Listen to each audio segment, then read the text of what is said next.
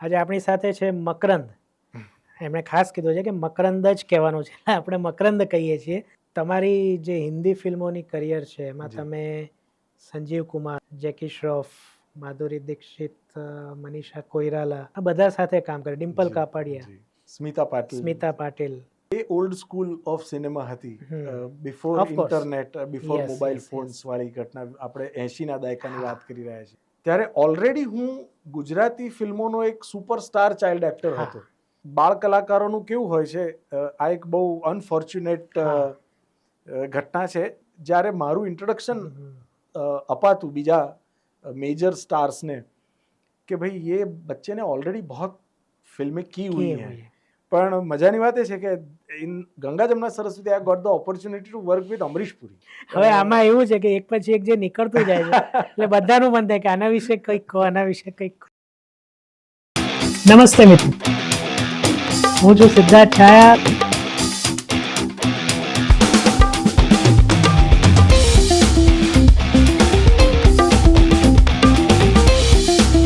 તો સ્વાગત છે તમારું સિટ ટોક્સમાં. નમસ્તે મિત્રો, અને પોડકાસ્ટ ડાયરીઝના નવા એપિસોડમાં તમારું સ્વાગત છે. આજે આપણી સાથે છે મકરંદ.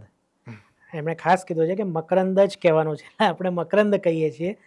મકરંદભાઈને કોણ નથી ઓળખતો? ખાસ કરીને મારી ઉંમરના લોકો તો કહે ને મેરી ઉંમર કે નોજવાનો, તો એ લોકો મકરંદભાઈને એમના બાળપણથી અને પોતાના બાળપણથી ઓળખે છે. ને મેં ઓળખાણ પણ એ જ રીતના એમની સાથે કાઢી. પણ મકરંદભાઈને હાલમાં આપણે કારખાનુંમાં જોયા છેલ્લે, અને બહુ પહેલાં આપણે એમના બાળપણમાં જોયા હતા. તો એમની આ આખી સફર વચ્ચે પણ અમુક એવા ઇન્ટરેસ્ટિંગ વાતો થઈ છે, અથવા તો એટલી ઇન્ટરેસ્ટિંગ ઘટનાઓ ઘટી છે જેના વિશે આપણે ઘણા બધા અજાણ છીએ. તો એ જ વાત આપણે મકરંદભાઈ પાસેથી કઢાવીશું. મકરંદભાઈ, પોડકાસ્ટ ડાયરીઝમાં તમારું ખૂબ ખૂબ સ્વાગત છે. Thank you so much. Thank you. તમે આવ્યા, ખૂબ મજા આવી. એટલે આવ્યા એ જ ખૂબ ગમ્યું. ના ના, બહુ જ વખતથી હું રેગ્યુલરલી આ પોડકાસ્ટ જોતો હોઉં છું, ખાસ કરીને સિટ ટોક્સના લગભગ તમામ. અને મોટા ભાગના જે મહેમાનો હોય છે તે પાછા મિત્રો પણ હોય છે, એટલે અચૂક જોતા રહેતા હોઈએ છે. ને આ જે ફોર્મેટ ખાસ કરીને બહુ જ અંગત અને અંતરંગ વાતો વાળી જે ઇમ્પ્રોમ્પ્ટ્યુ વાર્તાલાપ છે એની એક મજા જ જુદી હોય છે. એટલે વગર વિચારે બોલવાનું આપણા ફિલ્ડમાં બહુ ઓછું બનતું હોય છે. નોર્મલી 100 વાર વિચાર કરી અને પછી બોલવા વાળી વ્યવસાયમાં છીએ આપણે. આમ જો તો બોલવાના વ્યવસાયમાં છીએ. અમુક જગ્યાઓ એવી હોય છે કે જ્યાં વગર વિચારે તમે મન મૂકીને વાત કરી શકો, દિલ ખોલીને વાત કરી શકો. હવે તમારું મેં થોડુંક રિસર્ચ કર્યું. મને જે સૌથી પહેલું આશ્ચર્ય થયું એ તમે હિન્દી, ગુજરાતી તો આવડે જ, હિન્દી પણ આવડે, મરાઠી પણ ચલો આવડે, પણ સંસ્કૃત પણ આવડે. ચલો એ લેવલ પણ આપણે વિચારી લઈએ કે ના, કોક હોય તો સંસ્કૃત બોલતા, સમજતા, વાંચતા આવડે.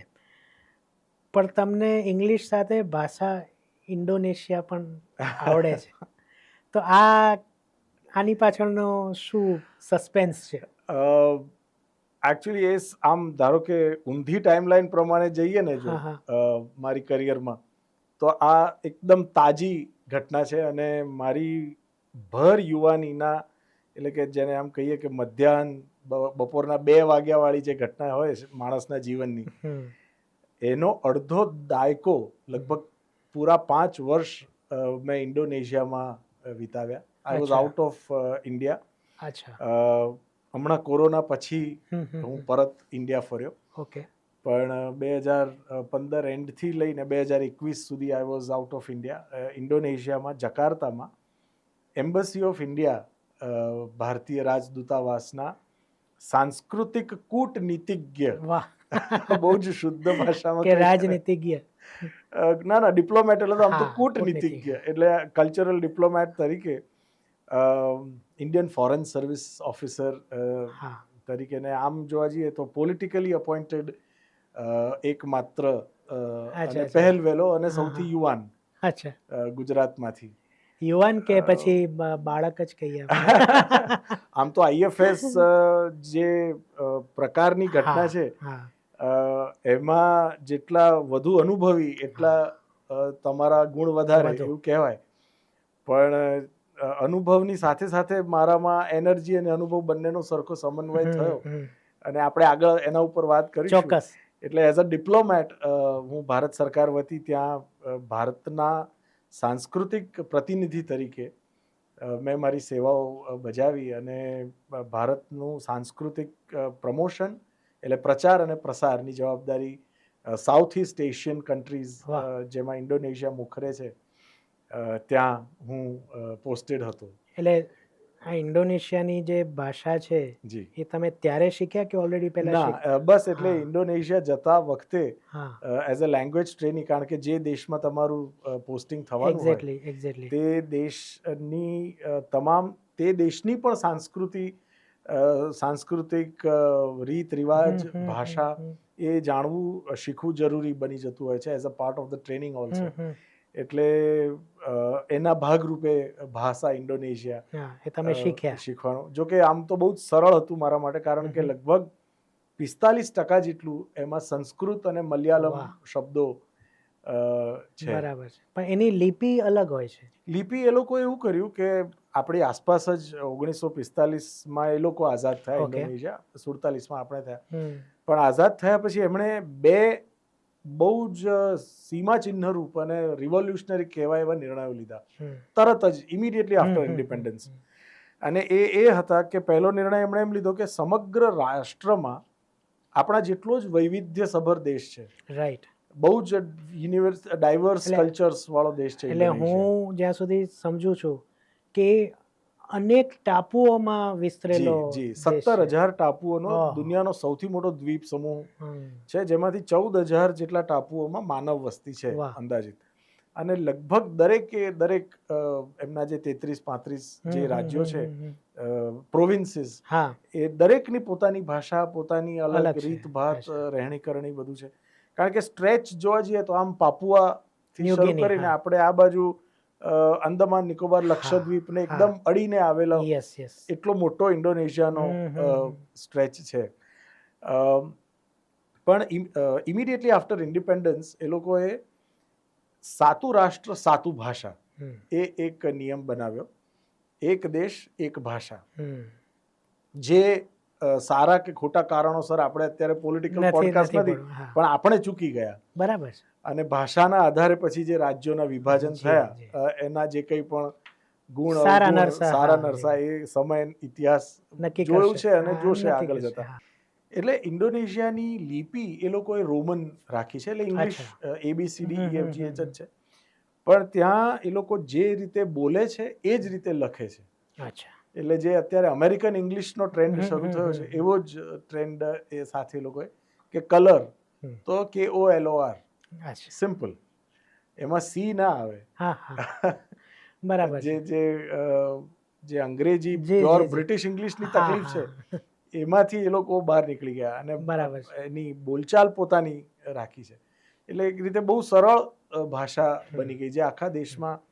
અને બીજું એમણે જે એક ક્રાંતિકારી પગલું ભર્યું કે આખા દેશમાં એક જ ઇતિહાસનો અભ્યાસક્રમ, એટલે સમગ્ર દેશ માત્ર એક જ ઇતિહાસ ભણે, જે અનફોર્ચ્યુનેટલી ઘણીવાર નહીં, આપણા રાજ્યોમાં નથી થતું હતું. દરેક રાજ્યનું પોતાનું એક સ્ટેટ એડ્યુકેશન બોર્ડનું હિસ્ટ્રીનું કરિક્યુલમ છે, હોવું જ જોઈએ. પોતાનું જે રિજનલ હિસ્ટ્રી છે એના વિશે જાણ હોવી જ જોઈએ, પણ એક નેશનલ હિસ્ટ્રી તો કોમન બનવી જ જોઈએ. એ લોકોએ બહુ એ બે ધ્યાન બહુ રાખ્યા. એના કારણે આટલું બધું વૈવિધ્ય હોવા છતાં પણ એ લોકો અંડર પ્રેસિડેન્શિયલ ડેમોક્રેસી બહુ સરસ રીતે કામ કરી રહ્યા છે. એટલે આજથી ત્યાં તમે શું કાર્ય કર્યું? હું એની પાછા બીજા 5 વર્ષ જો જઈએ, 2011 થી 2015 સુધીનો જે મારો કાર્યકાળ છે, એટલે આમ જોવા જઈએ તો મેં મારી જીવનના કે જવાનીના જે મુખ્ય 12-15 વર્ષ કહેવાય એ સંપૂર્ણપણે હું of the performing arts field હતો. અને એ દરમિયાન હું કલ્ચરલ એડમિનિસ્ટ્રેશન સાથે જોડાયેલો હતો. એટલે 2011 એન્ડ 2012માં તત્કાલીન ગુજરાતના મુખ્યમંત્રીશ્રીને આપણા અત્યારના ભારતના યશસ્વી વડાપ્રધાન નરેન્દ્ર મોદી સાહેબે Indian council four cultural relations એટલે કે ભારતીય સાંસ્કૃતિક સંબંધ પરિષદ નામની એક સ્વાયત્ત સંસ્થા છે વિદેશ મંત્રાલયની, જેનું મુખ્ય કામ એ છે કે વિદેશમાં ભારતની સંસ્કૃતિનું આદાન પ્રદાન કરવું અને દેશની અંદર ભારત સરકાર લગભગ હજારોની સંખ્યામાં 4-5 હજાર જેટલી ફુલ્લી ફંડેડ સ્કોલરશિપ્સ આપે છે વિદેશી વિદ્યાર્થીઓને ગુજરાતમાં લાવીને ભારતમાં લાવીને ભણાવવાની, undergraduate, postgraduate, PhD સુધીના કોર્સિસ સ્ટેટ યુનિવર્સિટીઝમાં ભણાવે છે. હવે એની આપણા ગુજરાતમાં 2012 સુધી કોઈ રિજનલ ઓફિસ નહોતી. શરૂ કરવાની મુખ્યમંત્રીશ્રીની ખૂબ ઈચ્છા હતી. ગુજરાત મોડલ જે છે ડેવલપમેન્ટ મોડલ એના ભાગરૂપે, કારણ કે સરસ ઇન્ફ્રાસ્ટ્રક્ચર આપણી યુનિવર્સિટીઝનું અક્રોસ ગુજરાત થઈ ગયું હતું, GTUની સ્થાપના થઈ હતી. એટલે પણ વિદેશી વિદ્યાર્થીઓ આવે તો એનાથી એક ઇન્ટરનેશનલ જે એક એકેડેમિક ગ્લેમર મળે, એકેડેમિક ઇમ્પોર્ટન્સ ઊભું થાય, એના માટે વિદેશી વિદ્યાર્થીઓ ગુજરાતમાં આવે બહુ જરૂરી હતા ભણવા માટે. આમે સેફેસ્ટ સ્ટેટ તરીકે ખાસ કરીને વિમેન સેફટીની દ્રષ્ટિએ એ બધું.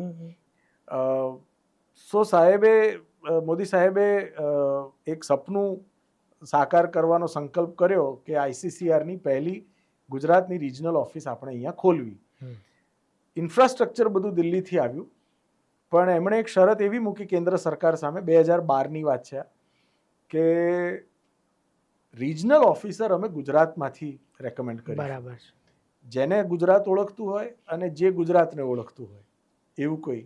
રાઈટ. અને બાય નોર્મલ ડિફોલ્ટ ઇમેજિનેશન આપણે એવું કરીએ કે કોઈ રિટાયર્ડ IAS ઓફિસર કે કોઈ સનદી અધિકારી ને, પણ મોદી સાહેબ is all about for creative administrative decisions.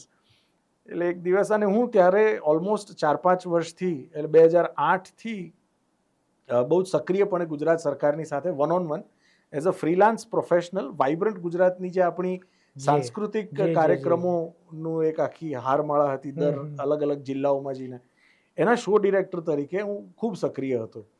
એટલે ખૂબ કામ હું ગુજરાત સરકારની સાથે કરતો હતો.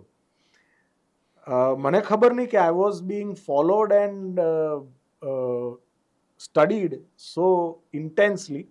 એટલે એમને મારા વિશે બધી જ અથતી બાતમી હતી કે આ એક બહુવિધ કળાઓનો જાણકાર જોકર છે.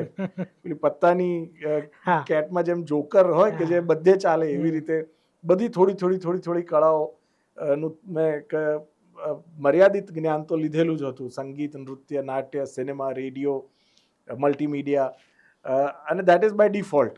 એ કંઈ જાણી જોઈને નહોતું એ. એક દિવસ મને સવારે મોડી સાંજે બોલાવી અને આદેશ આપવામાં આવ્યો કે બહુ અહીંયા રખડપટ્ટી કરી, હવે ઠરીને ઠામ થવાનું છે અને એક રાષ્ટ્રના નિર્માણ માટે, આપણા રાજ્યના નિર્માણ માટે એક સરસ કામ કરવાનું છે ને એના માટે કર્મની આહુતિ આપવાની છે. મેં કીધું ડન છે સર, આપ આદેશ કરો. અને ICCRના ફર્સ્ટ રિજનલ ઓફિસર તરીકે ગુજરાતના એમણે મને રેકમેન્ડ કર્યો. That is how it all began. અને પછીના 10 વર્ષ મારી જવાનીના કેન્દ્ર સરકાર સાથે directly as a class 1 gazetted officer secretary લેવલના પોસ્ટ ઉપર જોડાયેલો રહ્યો. એટલે 2016 સુધી અમે ICCRના રિજનલ હેડ તરીકે મેં ગુજરાતના યુનિવર્સિટીઝમાં વિદેશી વિદ્યાર્થીઓ માટે દરવાજા ખોલવાના પ્રયત્નો કર્યા, જે બહુ સુંદર આજે એના પરિણામ આપણે સૌ પ્રાઇવેટ યુનિવર્સિટીઝમાં જે રીતે આખા ગુજરાતમાં સેલ્ફ ફાઇનાન્સ સ્ટુડન્ટ્સ આવ્યા છે, એ બધાની શરૂઆત 2012માં એક વિઝનરી ચીફ મિનિસ્ટરના દીર્ઘદ્રષ્ટિથી થઈ. અને મારા જેવા વ્યક્તિ ઉપર એમણે વિશ્વાસ મૂક્યો અને એ વિશ્વાસના કારણે થઈને અમે રાત દિવસ મહેનત કરી. સો ICCR અને ICCR માંથી જ પછી 2016માં તો ઓલરેડી તેઓ પ્રધાનમંત્રી બની ચૂક્યા હતા. અને એમની આદત છે કે ભૂલતા નથી, સારું પણ અને ખોટું પણ. એટલે સારું કામ જે કરેલું હતું એ કદાચ યાદ રહ્યું હશે ક્યાંક. અને 2016માં પછી then I was again nominated and sent as a political appointee to Indonesia. અને ત્યાં ઇન્ડિયન કલ્ચરલ સેન્ટર જે છે આપણું 40 દેશોમાં આપણા ભારતીય સાંસ્કૃતિક કેન્દ્રો આવેલા છે. અને ત્યાં મારું મનગમતું જ કામ કરવાનું હતું મારે, ઇન્ડિયન કલ્ચરનું પ્રમોશન અને પબ્લિસિટી. અને વધુ ને વધુ જે તે દેશના સંસ્કૃતિ સાથે આપણા દેશનો તાલમેલ. અને ઇન્ડોનેશિયા તો બહુ મજાનું છે. એટલે this is the long story short. હવે જેમ આ ભાષા ઇન્ડોનેશિયાની વાત બહુ ઓછાને ખબર છે, એક એવી બીજી વાત પણ તમારી બહુ કદાચ ખોટો તો ઓછું છે કે તમે કથક પણ શીખ્યા છો એટલે એક ડિગ્રી પણ તમે મેળવી છે, ભરતનાટ્યમ. ભરતનાટ્યમ, સોરી. તો એ કેવી રીતે, એટલે હું જાણી જોઈને તમારા એક્ટિંગ વાળી વાત ડિલે કરી રહ્યો છું કારણ કે એ વધુ લોકોને ઉત્કંઠા છે, પણ આપણે થોડુંક એને લંબાવીએ. એટલે આપણે આમ રિવર્સ ટાઈમલાઈનમાં જઈ રહ્યા છીએ. મને બહુ મજા પડી રહી છે. કેવી રીતના આ થયું? સો એમાં એવી છે ઘટના સર કે મારી માની ખૂબ ઈચ્છા હતી. તેઓ પોતે પણ એમની કરિયર પણ શરૂ થઈ તો એમણે ક્લાસિકલ ડાન્સર તરીકે દર્પણ સંસ્થામાં મલ્લિકાબેન ને બધા, તેઓ બધા સેમ એજ ગ્રુપ, અને એ લોકોએ ખૂબ, પણ પછી એ માને એક અકસ્માત થયો અને પગમાં પ્લેટ આવી. એના કારણે શી હેડ ટુ લીવ ડાન્સિંગ, જેને કહેવાય કે ડાયરેક્ટ ડાન્સિંગ એમણે છોડી દેવું પડ્યું. અને she was more inclined by then. લગ્ન થઈ ચૂક્યા હતા મમ્મી પપ્પાના, અને પછી એ લોકો થિયેટર સાથે વધારે જોડાઈ ગયેલા, માં એક્ટિંગ સાથે રાધર. એટલે ડાન્સ છૂટી ગયો માનો, પણ માની એક ઈચ્છા હતી. મારી સાથે એવું હતું કે આખું બાળપણ ફિલ્મો કર્યા હોવા છતાં, અથવા હોવાના કારણે, ગુજરાતી, હિન્દી, ભોજપુરી ને એ બધી ફિલ્મો, એટલે પ્રેક્ટિકલ નોલેજ મને પહેલા બાળપણમાં મળી ચૂક્યું હતું. કેવી રીતે થાય છે એ શીખવાનું બાકી હતું. રાઈટ. શું થાય છે એ મેં ઓલરેડી શીખી લીધું હતું. એટલે નોર્મલી સામાન્ય સંજોગોમાં નોર્મલ બાળકો સાથે એવું થાય કે પહેલા આપણને થિયરી ભણાવે અને પછી પ્રેક્ટિકલ. બરાબર. મારી સાથે ઊંધું થયું હતું. પહેલા મેં પ્રેક્ટિકલ કર્યું 10 વર્ષ સુધી, 3 વર્ષની ઉંમરથી લઈને લગભગ 14 વર્ષની ઉંમર સુધી ફિલ્મો કરી, 45 જેટલી, 3-4 ભાષાઓની. માત્ર પ્રેક્ટિકલ બધું જ શીખ્યો. પણ આ કેવી રીતે થાય છે બધું, એ થિયરી શીખવાની મારે બાકી હતી. અને મારી મમ્મીના સોશિયલ સર્કલ, જેમની સાથે તેઓ નાટકો કરતા, ટેલિવિઝન કરતા, સિનેમા કરતા, દિગ્ગજો જેવા કે ભરત દવે સાહેબ, નિમેશ દેસાઈ સાહેબ, આ બધા મિત્રોએ એવું કીધું કે મકરંદને નેશનલ સ્કૂલ ઓફ ડ્રામા કે FTI મોકલવાની જરૂર નથી, કારણ કે એને ઓલરેડી પ્રેક્ટિકલ કરેલું છે. બરાબર.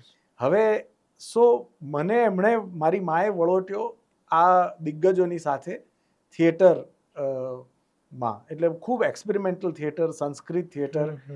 અને આ બધા ઉપરાંત એક બહુ જ મારું અંગતપણે પણ માનવું છે કે તમે કોઈ એક જ્યારે કલા સાથે સંકળાયેલા હો તો એ સિવાયની એક બીજી પેટા કળા તમને આવડવી જોઈએ.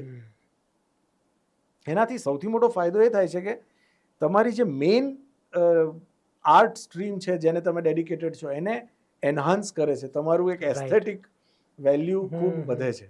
જેમ ભાષા માટે કહેવાય છે કે માતૃભાષા ઉપરાંત બીજી 2 ભાષા. જી. એટલે અંગ્રેજી સાહિત્ય વાંચવું જ જોઈએ જો તમારે ગુજરાતી ભાષામાં પણ સારું લખવું હોય તો, કારણ કે એના ગ્રામરની, એની ઇમેજિનેશનની, અને એના શ્રેષ્ઠ ઉદાહરણો આપણને મનુભાઈ પંચોળીને, કે જ્યારે એમણે આવા દિગ્ગજોને વાંચીએ, ઝવેરચંદ મેઘાણી સાહેબ, તો ફરીવાર કોલેજ કરતી વખતે ઇન્ડિયન લિટરેચર સાથે હું ઝેવિયર્સ કોલેજમાંથી ભણતો હતો. એ દરમિયાન સાથે સાથે ભરતનાટ્યમની તાલીમ, જેથી જે core of Indian classical art છે ટોટલ થિયેટર જેને કહીએ એનું મને થિયરેટિકલ જ્ઞાન મળે, ભરતનાટ્યશાસ્ત્ર ની જે બેઝિક છે, ફંડામેન્ટલ સુધી મને પાછો પેલું બાળપણમાં હવામાં ઉડ્યા હતા અને જુવાનીમાં પછી એડોલેસન્સમાં મને 7મા પાતાળ સુધી ઊંડે નીચે ધરવી દેવામાં આવ્યો, so that I could be balanced. અને એ દરમિયાન મેં પછી Nalanda dance research centre, Padmabhushan Kanak રેલેજી એમના સંસ્થામાંથી, અને મારા ગુરુ ડૉક્ટર ઉમાબેન અનંતાણી, તેમણે મને ખૂબ માતૃવાત્સલ્ય સાથે ભરતનાટ્યમ ની તાલીમ આપી, સઘન તાલીમ આપી, ખાસ કરીને થિયરેટિકલ તાલીમ.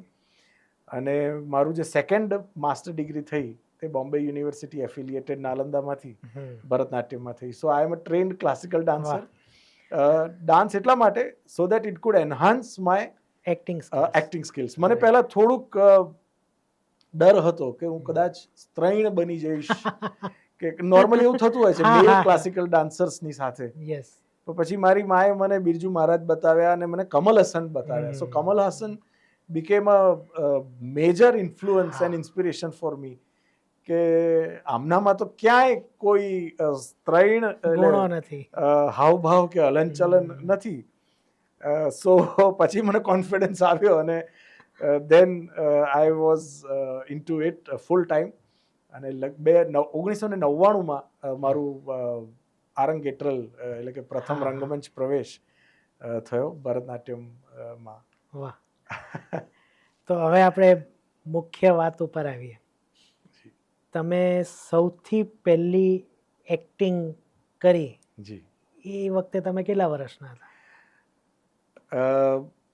મારા જે વડીલ સ્વજન ફેમિલી ફ્રેન્ડ્સ છે બધા, અને મોટા ભાગના એટલે મારા મમ્મી પપ્પાના મિત્રો, એ લોકો એવું કહે છે કે તું 7 મહિનાનો તારી માના પેટમાં હતો ત્યારે તે પહેલી વાર રંગમંચને ચુંબન કર્યું હતું.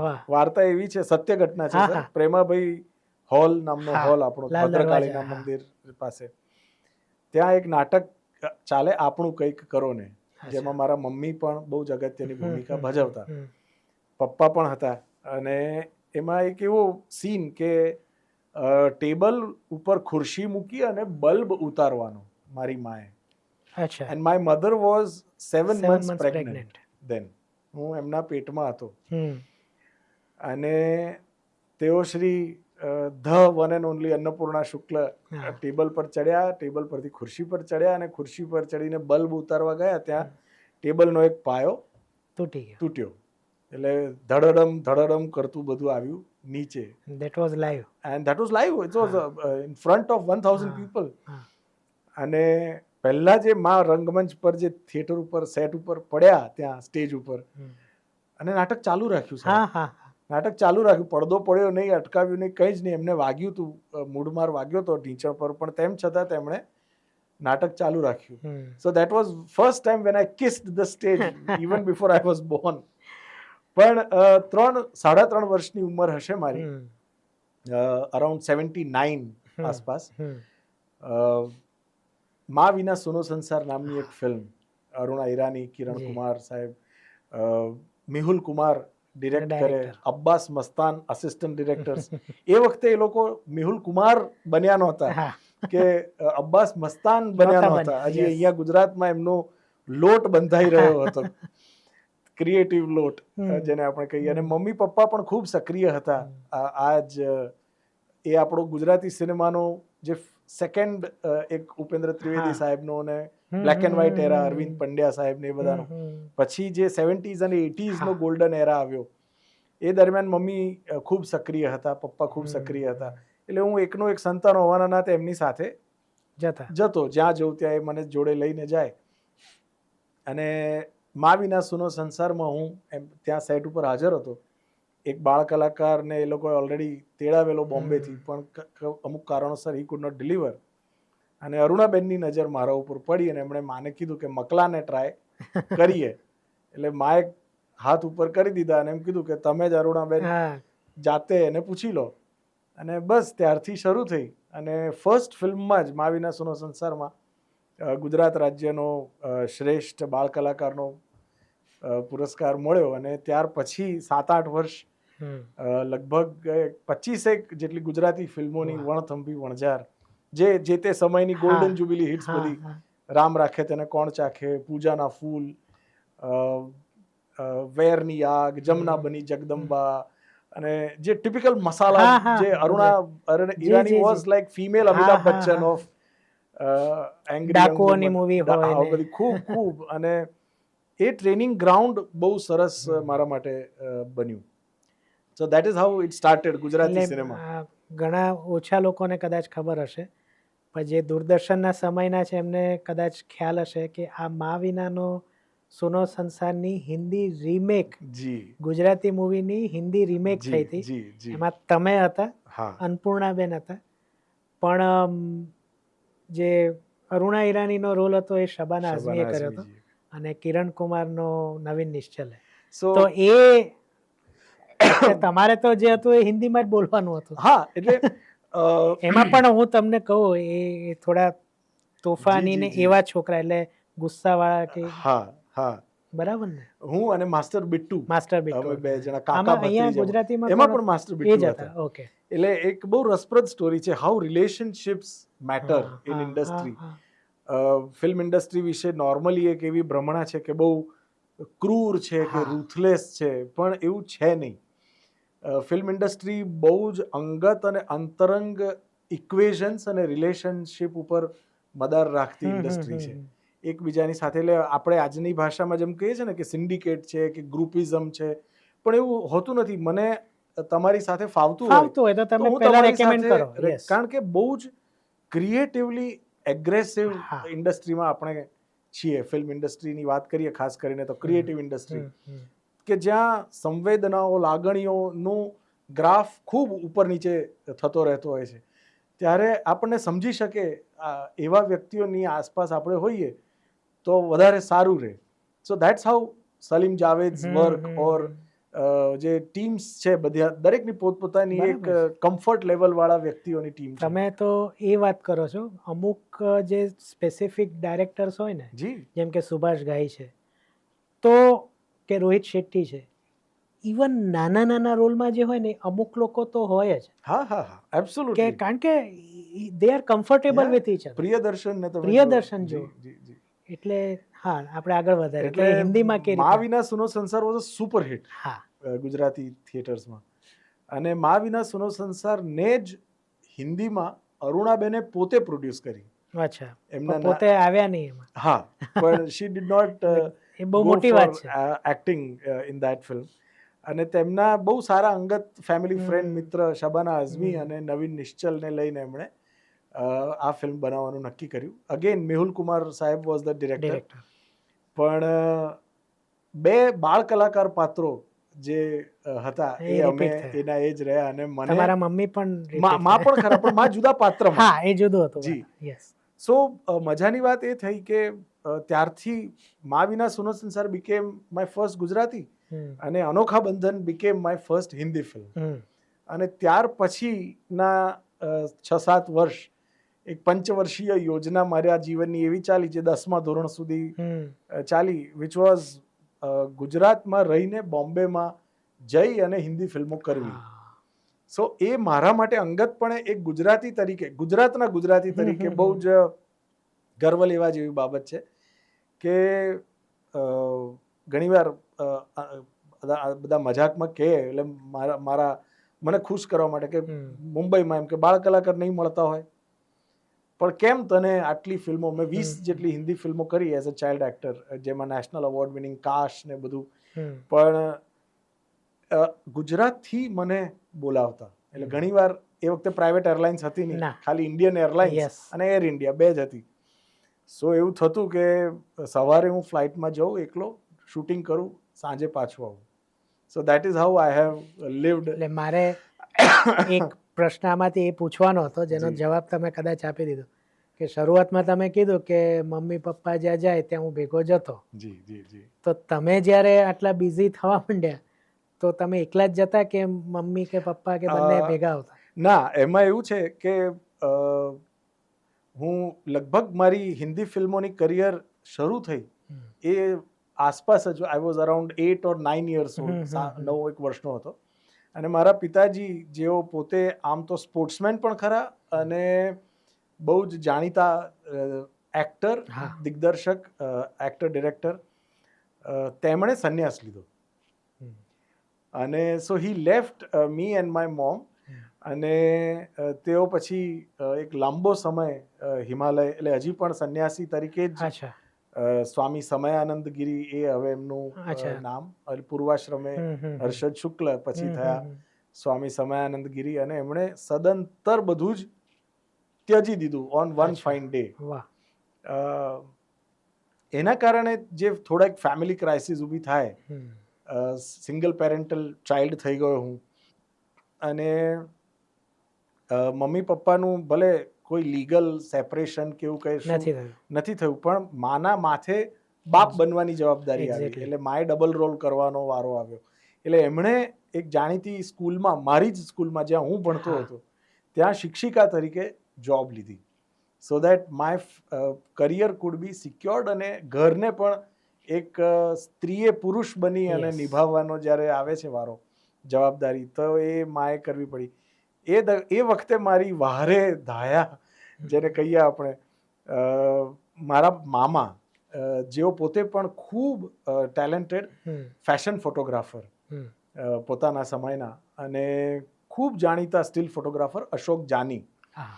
સો અશોક મામા મારા ગાઈડ, મારા સેક્રેટરી, મારા મેનેજર, મારા ગાર્ડિયન બન્યા, અને મારી જે હિન્દી ફિલ્મોની કારકિર્દી રહી એ દરમિયાન તેઓ મારી સાથે હંમેશા જોડાયેલા રહેતા, અને તેઓ મુંબઈમાં જ ભણેલા ઉછરેલા, એટલે જેકી ને સલમાન ને આપણા સુનિલ શેટ્ટી, અન્ના, અને એ બધા એમના બધા લંગોટિયા ભાઈબંધો પાછા, બિંગ અ સ્ટીલ ફોટોગ્રાફર અને ફેશન ફોટોગ્રાફર. સો મને એમની નિશ્રામાં હું હિન્દી ફિલ્મ ઇન્ડસ્ટ્રીની મારી કરિયર બરાબર. સચવાઈ ગઈ. તમારી જે હિન્દી ફિલ્મોની કરિયર છે એમાં જી. તમે સંજીવ કુમાર, જેકી શ્રોફ, માધુરી દીક્ષિત, મનીષા કોઈરાલા કે મીનાક્ષી મીનાક્ષી શેષાદ્રી, શેષાદ્રી, આ બધા સાથે કામ કરે, ડિમ્પલ જી, કાપડિયા, જી, સ્મિતા પાટીલ, સ્મિતા પાટીલ, એટલે જેટલા નામ બોલી એટલા ઓછા. એટલે ડિરેક્ટર્સ તરફ જાવ તો મહેશ ભટ્ટ. જી જી જી. તો એ સમયે તમે 5, 7, 8 વર્ષના હશો, જી 8 થી લઈને 14 વર્ષ સુધીની. તો કદાચ સમજણ તો આવી ગઈ હોય હા, 8 વર્ષ. હા. તો એ મનમાં શું થતું? એટલે એમ કે જેકી શ્રોફને અમે ધારો કે મળીએ રસ્તામાં, જેકી શ્રોફ એમ થઈ જાય, તમે તો એમની જોડે બેસતા, જમતા હશો ભેગા, તો કે હા ભાઈ યાર કો એક્ટર છે, એવું અંદરથી ફીલ થતું કે ના? એકચ્યુઅલી એ ઓલ્ડ સ્કૂલ ઓફ સિનેમા હતી, before Of course. Internet, before Yes, mobile yes, phones yes. વાળી ઘટના, આપણે 80ના દાયકાની હા. વાત કરી રહ્યા છીએ, એટલે એક આખું ઓડિશનિંગ કે એ બધું સ્ક્રીન ટેસ્ટ ને આ તે ને બધું કંઈ હતું નહીં એ વખતે. મારા ફાયદામાં એક વસ્તુ જે હતી તે બહુ મોટી એ હતી કે મેં જ્યારે હિન્દી ફિલ્મો કરવાની શરૂ કરી ત્યારે ઓલરેડી હું ગુજરાતી ફિલ્મોનો એક સુપરસ્ટાર ચાઇલ્ડ એક્ટર હા. હતો. So I came with a history and basic knowledge and fundamental know how of my craft. Plus જે ઘરમાં વાતાવરણ, મા પોતે પણ ખૂબ સક્રિય હતા ટેલિવિઝન પર, થિયેટર ઉપર, યસ. સિનેમા પણ કરતા, એટલે ઉઠતા બેસતા ઊંઘતા રાત્રે સૂતા વાર્તાઓ કે હાલરડામાં પણ ફિલ્મી ગીતો જ અમારે ચર્ચાઓ થતી દરેક પ્રકારની.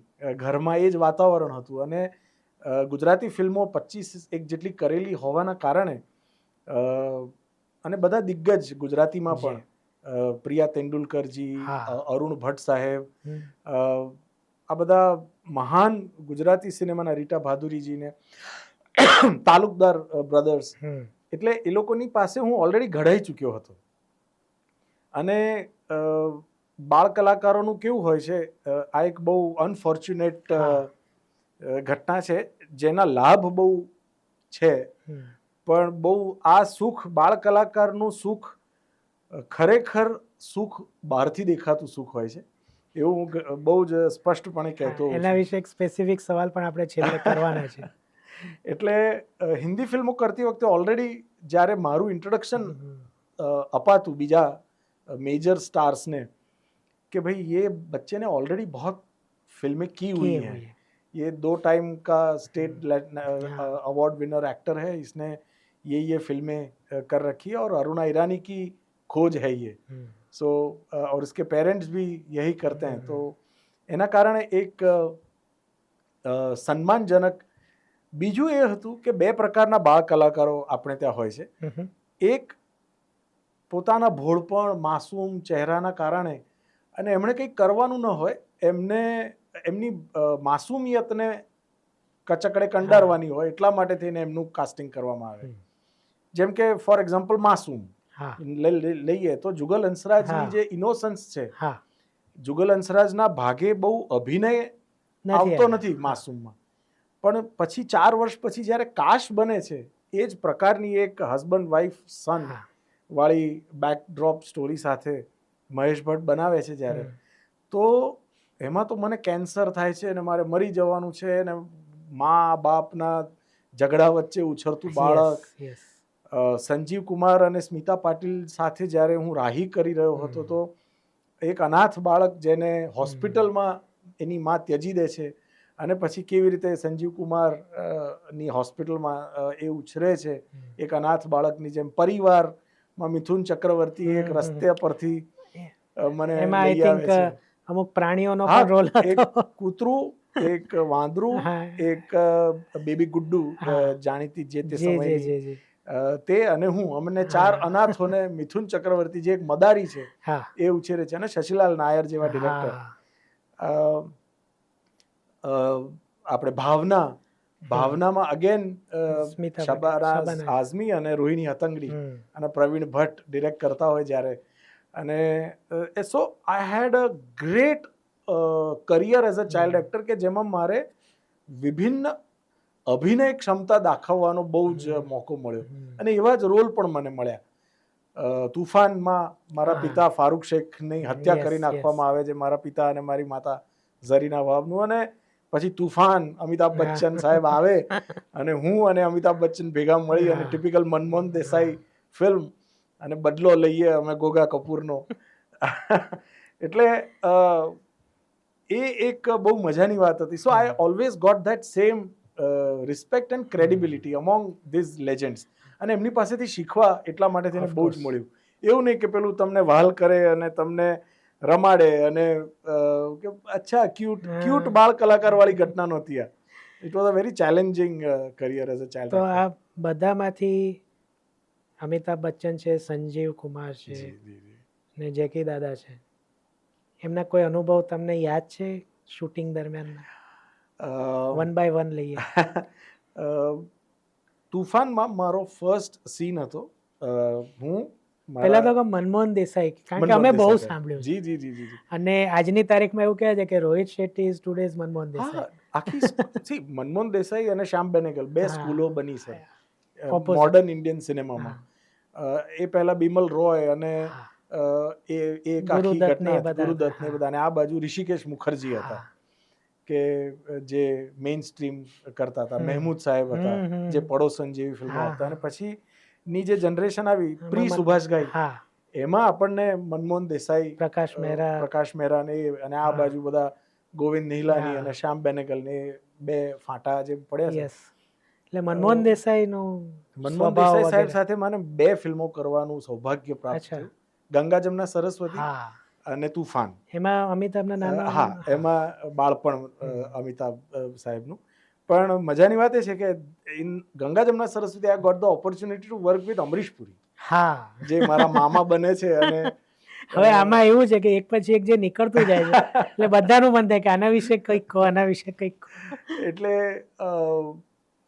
ગંગા જમના સરસ્વતીમાં જે બાળપણનો સીન મારો કે જેમાં અમરીશ પુરી મને મારો દાંત તોડી નાખે છે, દૂધિયો દાંત, અને નિરૂપા રોય મારી માં, અને અમને માં દીકરાને કાઢી મૂકે છે હવેલીમાંથી મારો મામો, અને હું ત્યારે પેલો તૂટેલો દાંત લઈ અને સોગન ખાઉં છું અને એમ કહું છું અમરીશ પુરી સાહેબને કે કંસ મામા આજ से मेरे लिए तुम्हारा यही नाम है कंस मामा, एक दिन मैंने इसी जगह पर तुम्हारी बत्ती सी ना तोड़ी तो मेरा नाम भी गंगा नहीं. कट टू મોટો મોટો, ગંગા એટલે કે અમિતાભ બચ્ચન. યસ. અરે એ બધા સીન બહુ હા, ફેમસ હા. છે, મગર વાળો સીન કે જ્યારે પણ વિશ્વામિત્રીમાં પૂર આવે વડોદરામાં ત્યારે મીમ્સ બનતા હોય મીમ્સમાં છે હિટ બને છે. અમારા ગંગા જમના સરસ્વતીના. યસ. પણ મદ્રાસમાં અમે શૂટ કરી રહ્યા હતા. હમ, હમ. મનજી ડિરેક્ટ કરે ઓફકોર્સ, ધ લેજેન્ડરી. હા. તો અમિતજી 4 દિવસ ખાસ એમનું શૂટિંગ નહોતું, મારું શૂટિંગ હતું, હમ. તો પણ ત્યાં હાજર રહ્યા. આ કયા મૂવી માટે? ગંગા જમના ગંગા સરસ્વતી. જમના. ઓકે. હી કેમ and he spent time with us. ફક્ત એટલા માટે કે મકરંદે અમિતાભ બચ્ચનના બાળપણનું શું જે કર્યું છે? ભજવવાનું છે હા. અને એ પિકઅપ પોઈન્ટ છે. હા. હું જે એગ્રેશન સાથે સોગંદ ખાઉં છું, હમ. એ એગ્રેશન પોઈન્ટ પર આખું પછી અમિતાભ બચ્ચનનો કેરેક્ટર આર્ક હમ. બને છે ગંગા તરીકેનો. હમ. એટલે જે માસ્ટર મંજુનાથે અગ્નિપથમાં અગ્નિપથમાં કર્યું. પેટ્રોલ પંપ બાળ્યો, એના પરથી પછી આખું વિજય દીનાનાથ હા. ચૌહાણનું હા. તમારું એક એ બને છે. એટલે perching point, take off point, બાળ કલાકાર જે. And he spent time with me. Mannerisms typical એક અમિતાભ બચ્ચન હા. મેનરિઝમ્સ મારામાં એમણે અને મનમોહન દેસાઈ સાહેબે ઉતારી. અને હું આ વાત કરું છું કે પ્રિસિઝન, હા, કેટલું હા, હા. ઝીણું કાંતવાવાળી હા. એ પેઢી જનરેશન હતી. હતી હા. આ. અને so that is Amitabh Bachchan, કે એમણે મેક શ્યોર કર્યું કે એ પરફેક્ટ સીન ભજવાય મારો, હમ. જેથી આગળ એમને પછી મને કે મને લલ્લા કહે અચ્છા. प्रेम थी कि लल्ला तुमने अगर ये सीन ठीक से कर लिया हम्म. तो फिर बाकी की पूरी फिल्म में मुझे कुछ नहीं करना है, मुझे आराम से इसी पिच को ऊपर ले जाना है. એટલે ધીસ ઇઝ અમિતાભ બચ્ચન હા. For us. એટલે તુફાનમાં તો ભેગા હતા તમે. તુફાનમાં તો અમે બંને હા. સાથે હતા. ત્યારે કોઈ કઈ? તુફાનમાં ઝીણી ઝીણી ઘટનાઓ, અગેન હા. વાય હી ઇઝ હા. ધ અમિતાભ બચ્ચન અને ન ભૂતો ન ભવિષ્યથી. યસ. એક સિક્વન્સ છે જેમાં ગુંડાઓ, ડાકુઓ અમારી બસ હમ. ને લૂંટવાનો પ્રયત્ન કરે છે અને હું મારી માં ઝરીના હા. વહાબજી, જેમણે અને સુધીર દળવી હા. સાંઈ બાબા યસ, બન્યા યસ, હતા, યસ. એ મારા દાદા, અને અમે 3 જણા છીએ. અને મને ઉચકીને એક ડાકુ આમ ધક્કો મારીને ફેંકે છે અને મને બસનો સળિયો અથડાય છે. હમ. હવે મેકઅપ મેને તો લોહી કાઢ્યું, હમ. જ્યાં મને વાગ્યાનો સિક્વન્સ બતાવ્યું હતું ત્યાં અહીંયા આગળ. વેનિટી વેન્સ તો હતી નહીં એ જમાનામાં. અમિતજી દૂર બેઠા બેઠા, એમની આ ટેવ કે એ હા. દરેક સીનમાં હાજર રહે, બરાબર. ભલે એમનો પોતાનો હોય ન કે હોય ના તો પણ. હવે દૂર બેઠા બેઠા જોતા હતા. એમણે અચાનક અટકાવ્યું. મનમોહન દેસાઈ સાહેબના દીકરા કેતન દેસાઈ કેતન ફિલ્મ દેસાઈ. ડિરેક્ટ કરતા હતા ઓફિશિયલી, તો Yes. મનજી હાજર જ હોય. હા, હા. અને એમણે કીધું કે 1 મિનિટ લલ્લા ઇધર આવો. પછી આખો સેટ યુનિટ થંભી ગયું. એમને કે આ શું થયું? કે દેખો, अगर तुम्हें बस का रॉड कोई मारता है या तुम्हें लगता है तो खून कैसे निकल सकता है? तो ढीमचू થાય ને, હા. અથવા જામું પડી જાય, હમ. લોહી ના નીકળે. કોઈ તીક્ષ્ણ હા. ધારદાર વસ્તુ તમને મારે બરાબર. તો તમને લોહી निकले. હમ. कि ये मेकअप मैन ने जो खून निकाला है वो गलत है. હમ. दूर 100 मीटर दूर बैठा बैठा he was observing this level of બરાબર. પ્રિસિઝન. યસ. પછી એમણે એમના મેકઅપ દાદાને બોલાવ્યા, દીપક સાવંત, અને એમના કલર કિટથી પેલો ખોળે બેસાડી અને પોતે એક સરસ જાંબલી વાહ. Brown blue colour tone mix કરી અને જામું બનાવ્યું મારા કપાળ ઉપર. અને કે હા અબ લગ રહા હૈ કે તુમ્હે રોડ લગાય. એટલે એક 100% કમર્શિયલ મૂવી બનાવવાની પ્રક્રિયામાં, કે જ્યાં ઘણીવાર નવી પેઢી જે છે ને ટેકન ફોર ગ્રાન્ટેડ લઈ લેતી હોય છે કે કોણ જોવાનું છે, ચંપલ છે, બૂટ છે.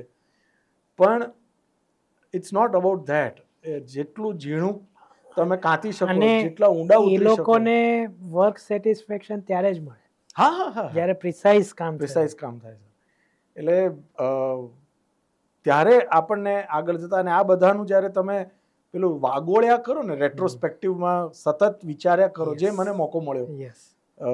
કારણ કે મારું ફિલ્ડ બદલાયું નહીં, હું આ જ ક્ષેત્ર સાથે આજે પણ જોડાયેલો છું ને આગળ પણ જોડાયેલો રહેવાનો છું. એટલે કંઈક ને કંઈક તમારા ભૂતકાળમાંથી જ તમે શીખતા હો છો. એક્ઝેક્ટલી. અને these are the golden training schools. આ તમને દુનિયાની કોઈ સ્કૂલમાં, ડ્રામા સ્કૂલમાં શીખવા ન મળે એવી આ બધી મેમરીઝ છે. સંજીવ કુમાર. સંજીવ કુમાર સાહેબે મને હસતા શીખવાડ્યું. અચ્છા. પેલું એક પપ્પા તો જતા રહ્યા હતા હા. ઘરેથી. ઘરે જઈએ ત્યારે એકાકી થોડુંક અને હમ.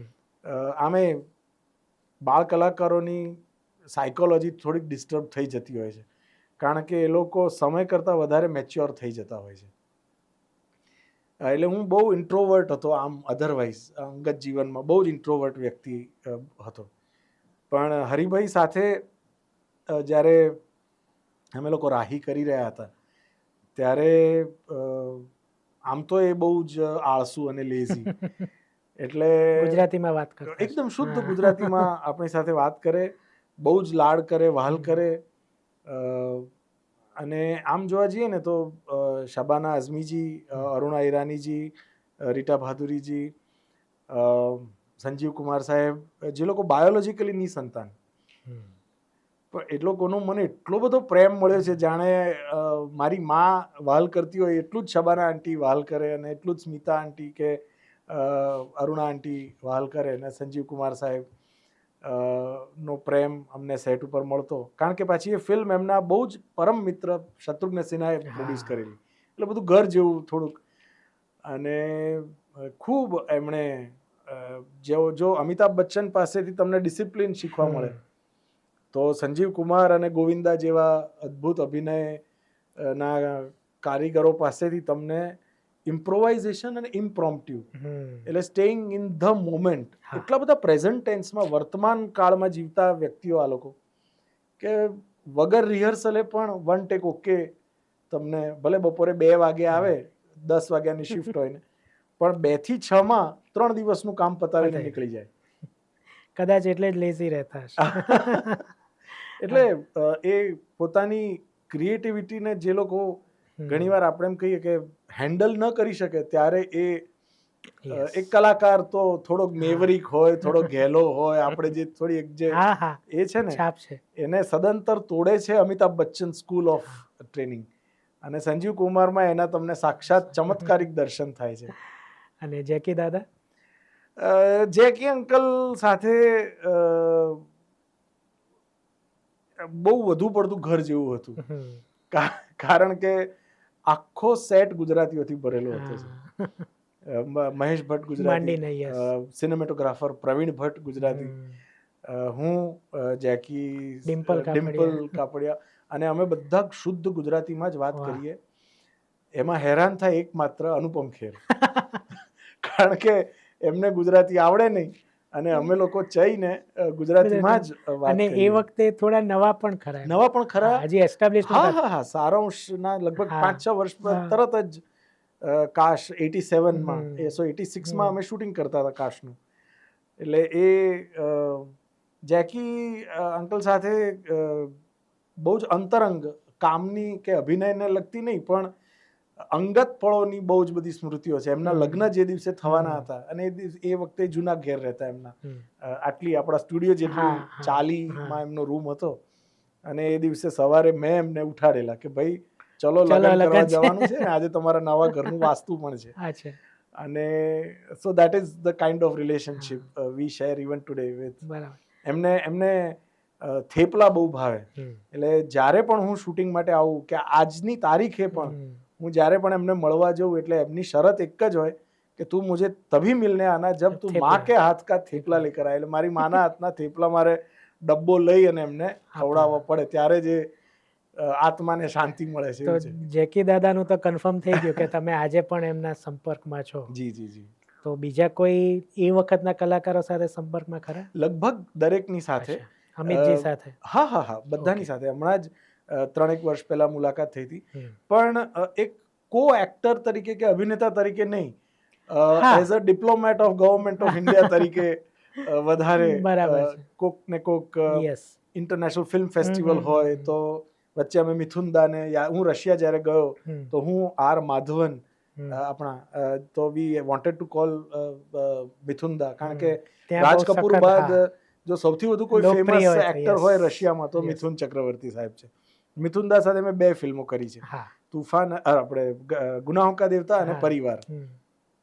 સો અગેન એટલી જ વોર્મથ સાથે આજીવન યાદ રહે એવું એક સંબંધ છે મારો અને માધુરી દીક્ષિતનો, કારણ કે માધુરી ની ફર્સ્ટ ફિલ્મ જેમાં એ લોન્ચ થયા, હા અબોધ, અબોધ. અગેન રાજશ્રી પ્રોડક્શન હા હા જેવું legendary Amol production Palekar. House, Tapas Paul હા જે બંગાળી ફિલ્મોના Okay. સુપરસ્ટાર હીરો, અને શંકર નાગે ડિરેક્ટ કરી હતી. તો અબોધમાં માધુરી દીક્ષિત લોન્ચ થયા ત્યારે માધુરી દીક્ષિતની માનું પાત્ર મારી માએ ભજવ્યું છે, અચ્છા અને એમના દિયરનું પાત્ર જે સળંગ આખી ફિલ્મમાં એની સાથે ને સાથે છે એ મેં ભજવ્યું છે. અચ્છા સો અમે લોકો 3 મહિના સાથે હમ. એક સાથે ઉમરગાંવમાં સ્ટાર્ટ ટુ ફિનિશ, એ જમાનો હતો કે જ્યારે સ્ટાર્ટ ટુ ફિનિશ ફિલ્મો હા હા એક સ્ટુડિયોમાં ગયા બધા અને પછી હા, એક પરિવારની પતાવીને જેમ જવાનું. યસ રહેવાનું. So that is how the memories are. So for her also it will be a life long, કારણ કે એમની કરિયરનું ફર્સ્ટ ફેમિલી અમે લોકો. સો આજે પણ એટલા જ વોર્મથ સાથે શબાના આંટી છે, ઓફકોર્સ જ્યારે પણ કંઈ પણ જરૂર પડે, અરુણાબેન તો છે જ, હા એ રાત્રે 2 વાગે હું એમને જઈને કહી શકું કે તમે મારી એટલે પેલું એક માં અને એક સિનેમા, સિનેમા. જેમ આપણે કહીએ એવી રીતે મારી સિનેમા જે છે તે અરુણા ઈરાની છે. વાહ. હવે આટલું બધું કર્યું, આટલો બધો ફેમ મળ્યો, જી તમે કીધું કે એક ઝટકે એ મૂકીને તમે કલ્ચરલ ગવર્મેન્ટની એક્ટિવિટી સાથે જોડાઈએ. જી કોઈ એક સમય એવું ફીલ થયું કે આ જોડે ચાલવા દેવું જોઈતું હતું, અથવા તો આ મેં શું કર્યું? બે વસ્તુ સર, મને એક તો છે ને કોલેજ કાળ સુધીમાં આવતા સુધીમાં એટલી ખબર પડી ગઈ હતી કે આઈ એમ અ ડેસ્ટિનીઝ ચાઇલ્ડ. એટલે કશું જ પ્લાન કરવું નહીં. જેમ હરિવંશરાય બચ્ચન સાહેબ કહે છે કે મન કા હો તો અચ્છા અને મન કા ના હો તો ઓર ભી અચ્છા. અથવા જેમ મોરારી બાપુ એમ કે આપણું ધાર્યું થાય તો હરી ઈચ્છા, અને આપણું ધાર્યું ના થાય તો હરી કૃપા. એટલે બીજું કે જ્યારે ગુજરાત પાછો આવ્યો મારા ઉચ્ચ અભ્યાસ માટે, હું હાયર સ્ટડીઝ માટે 11th સ્ટાન્ડર્ડ પછી દાઢી મૂછ આવી ગયેલા, અવાજ બદલાઈ ગયો હતો, એટલે બાળ કલાકાર તરીકેની કારકિર્દી પૂરી થઈ ગઈ હતી.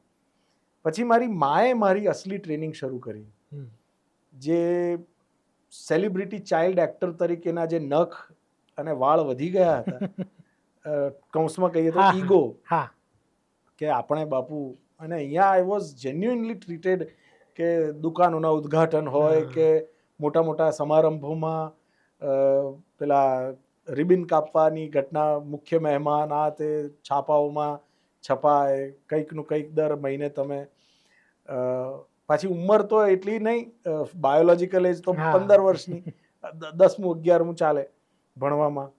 અને આમ એક નાનકડું ઉદાહરણ આપું કે આપણું કાંકરિયા છે, બરાબર, હવે તો કાંકરિયા લેક ફ્રન્ટ, એમાં બાળકો માટે ગોળ ફરતે એક ઓપન બસ છે, જલપરી, એનું ઉદ્ઘાટન મેં કરેલું.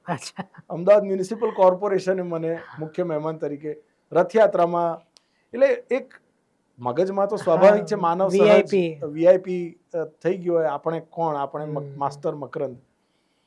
અને મારી માએ પછી એ નખ અને વાળ કાપવાનું બહુ સરસ આયોજન કરી રાખ્યું હતું. કચરા પોતા વાસણ કપડાં થી માંડીને ઘરના તમામ કામ મેં કર્યા છે. અને એ કરતા કરતા જે ભરતનાટ્યમ શીખવાનું, અને એક વગર પિતાએ ઉછરતા સંતાન તરીકે મેન ઓફ ધ હાઉસ, જે મને મારી માએ ટ્રાન્સફોર્મ કરવા માટે થઈને જે ટ્રેનિંગ આપી, બહુ કડક ટ્રેનિંગ હતી. પેલું દંગલ જેવી સ્થિતિ હતી કે બાપુ સેહત કે લીએ તુમ હાનિકારક હો. પણ એનો ફાયદો એ થયો કે હું બહુ જલ્દી ગ્રાઉન્ડેડ થઈ ગયો, અને મને એક વસ્તુ બહુ સમજાઈ ગઈ કે સેકન્ડ ઇનિંગમાં ફરી એકવાર જો મારે જવું હશે તો પહેલાં તો મારે થિયરી શીખવી પડશે.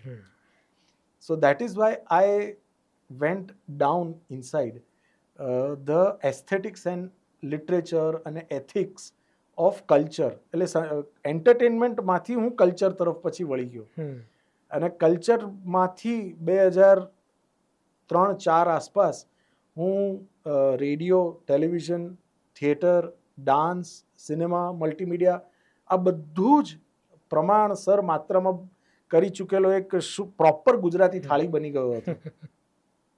અને પછી ગવર્મેન્ટ ઓફ ગુજરાત હેપન્ડ, પછી પ્રેમ પણ થયો અને પછી પત્ની મળી એટલે જવાબદારીઓ વધી, એટલે એ બધું કરતા કરતા ધેન એ 10 વર્ષ મારી કરિયરના અને મારા પરિવારમાં જ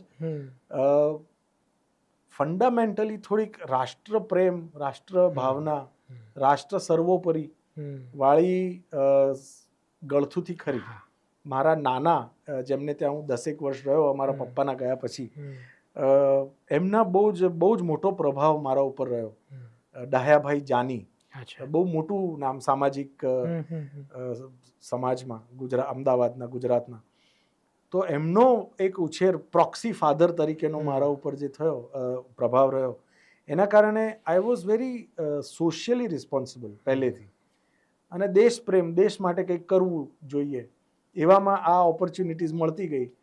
અને ઓન સ્ક્રીન આ મેં પહેલાં પણ ઘણી વાર કહ્યું છે અને અહીંયા ફરી એકવાર આપની સાક્ષીએ કે મારી કલાની સોગંદ ખાઈને હું કહું છું કે ક્યાંય કોઈને પણ ડાયરેક્ટલી કે ઇનડાયરેક્ટલી માંગવા નથી જવું પડ્યું કામ. માંગવામાં કોઈ શરમ નથી, હું એમ નથી કહેતો. લાયક કામ માંગવા જાઉં છું કે ભીખ માંગવા નથી જતા, પણ મારી સાથે એવું થયું કે કંઈક ને કંઈક આવતું જ રહે સામેથી. ઇવન ગવર્મેન્ટ ઓફ ગુજરાત પણ સામેથી આવ્યું અને ગવર્મેન્ટ ઓફ ઇન્ડિયા પણ સામેથી આવ્યું અને ડિપ્લોમસી પણ. એટલે એ બધું જ, એટલે મને હવે તો પૂર્ણ વિશ્વાસ છે કે મુझे લાયા ગયા હૈ. મેં આયા નહીં હું, મુझे લાયા ગયા હૈ. એટલે હશે આગળ જતા શું થશે ન જાણી જાનકી નાથે, પણ કંઈક કરવા માટે જ આ જ ક્ષેત્રમાં કામ કરવા માટે સર્જાયો છું. એટલે હવે તમારું એ કાર્ય સંપૂર્ણ થઈ ગયું? જી, અત્યારે હું કુલિંગ પીરિયડ ઉપર છું ઓફિશિયલી, એવું કહી શકાય. કારણ કે તમે આટલો લાંબો સમય જ્યારે તમે બહાર રહો તો વિદેશ મંત્રાલયની એક પોલિસી પ્રમાણે પછી તમારે એટલા જ વર્ષો સુધી કુલિંગ પીરિયડ તરીકે અહીંયા. અચ્છા, એટલે એમાં તમારે શું કરવું, શું ન કરવું? પોસ્ટ કોરોના અહીંયા આવ્યા પછી એમ કહેવાય કે હું વગર પગારે સરકારી સેવામાં હજુ પણ છું. બરાબર. પણ મારું ગુજરાન હું મારી રીતે ચલાવું છું. બરાબર. તો એટલે એના પર સેવા કરવાની ઇન્ટેન્સિટીમાં કોઈ ફરક પડ્યો નથી. I still I am helping, supporting, working for the cause of nation first. બરાબર. And for the individual. બરાબર. જેમના માટે આપણે એમ થયું કે આ માણસ માટે 10 વર્ષ આપી દેવાય જિંદગીના. બરાબર. તો એટલે એ ચાલુ જ છે. પણ ફિલ્મો મારી છેલ્લા 2 વર્ષથી પાછું રસોડું ચલાવવા, ઘર ચલાવવા માટે થઈને મેં પાછું I went back to my fundamentals. અને બહુ સરસ એક પાછું પિકઅપ પોઈન્ટ આવ્યો છે ને સરસ કામ થઈ રહ્યું છે. એમાં સૌથી પહેલું કારખાનું? સૌથી પહેલા એકચ્યુઅલી મેં બિફોર કારખાનું એક ફિલ્મ કરી હતી જે આવી ગઈ, રિલીઝ થઈ અને એને પણ ક્રિટિકલ એક્લેમ મળ્યા, પણ એ હિન્દી ફિલ્મ હતી, ગોધરા, એક્સિડન્ટ ઓર કોન્સ્પિરસી, ગોધરા. હું, મનોજ જોશીજી, રણવીર શોરી અને સરસ હિતુ કનોડિયા પણ હતા. હિતુભાઈનો એક બહુ મહત્વનો રોલ હતો. અને મારો પણ એક બહુ સિગ્નિફિકન્ટ રોલ ઇન્વેસ્ટિગેટિવ પોલીસ ઓફિસરનો. એટલે ગોધરા હિન્દીમાં આવી અને બેક ટુ બેક પછી કારખાનું ઇઝ અ અમેઝિંગ ફિલ્મ. એટલે બસ એના પર જ આવીએ છીએ કે તમને અમે પાર્થભાઈ સાથે તો લાસ્ટ વીક વાત કરી લીધી છે, તો તમે કહો કે તમને એ મળી કેવી રીતના મૂવી, અને તમને શું એમાં એવું એક્સાઇટિંગ લાગ્યું કે તમે એને સ્વીકારી લીધી? મને આઉટ ઓફ ધ બ્લુ કોઈ જ નેટવર્કિંગ નહોતું, એટલે કોઈ કનેક્શન નહોતું, પણ મને પાર્થનો ફોન આવ્યો એક દિવસ, અને પાર્થ અને ફિલ્મના ડિરેક્ટર રિષભ થાંકી, જે બંને પાર્ટનર્સ પણ છે, એમનો ફોન આવ્યો કે અમારે તમને મળવા આવવું છે. મને પારિવારિક રીતે હું એ બંને છોકરાઓને ઓળખું, કારણ કે પાર્થના પિતાજી આપણા બહુ જ ગુજરાતી સાહિત્યના ઘરેણું સમાન કૃષ્ણ દવે સાથે સંબંધ ખરો. એટલે કૃષ્ણભાઈ ને મારા પત્ની ને એ લોકો બધા સાથે કવિતાઓ લખે ને સાહિત્ય જગતનું એ લોકો બધા સંબંધો. એટલે કૃષ્ણ મને કે મેં પપ્પા પાસેથી નંબર લીધો છે અંકલ, અને મારે તમને મળવા આવવું છે. મેં કીધું આવી જાઓ. અને આવીને એમણે મને નેરેટ કરી અડધો 1 કલાક ફિલ્મ. અને નેરેટ કરી ત્યારે મેં એમને એમ કીધું હતું કે જો તમે આ ફિલ્મ મને જે રીતે વાર્તા સંભળાવી રહ્યા છો, જો એની 80% પણ બનાવી લેશો તો આ સીમા ચિહ્ન રૂપ ફિલ્મ બનવા જઈ રહી છે. કારણ કે આટલું પ્રયોગાત્મક હિંમત Yes. અને સાહસ કોઈએ કર્યું નથી ગુજરાતી સિનેમામાં આજ પહેલાં. અને આ બહુ જ ખરેખર અઘરો વિષય છે, પણ જેવું તમે કહો છો એવી જ રીતે બનાવશો તો જ આ મેળ પડશે, નહીંતર અધરવાઇઝ બહુ ખરાબ રીતે flop બરાબર જશે. છે, બરાબર છે. પણ દે કેપ્ટ ધેર પ્રોમિસ. Yes. એમનું સ્ટડી, એમનું હોમવર્ક, એમનું પ્રી પ્રોડક્શન એટલું મજબૂત હતું. અને પાત્ર તો મારા માટે બહુ મજાનું હતું જ, કારણ કે હટકે પાત્ર હતું. અને તમને એમાં પંચીસ કેટલા બધા મળ્યા છે? હા.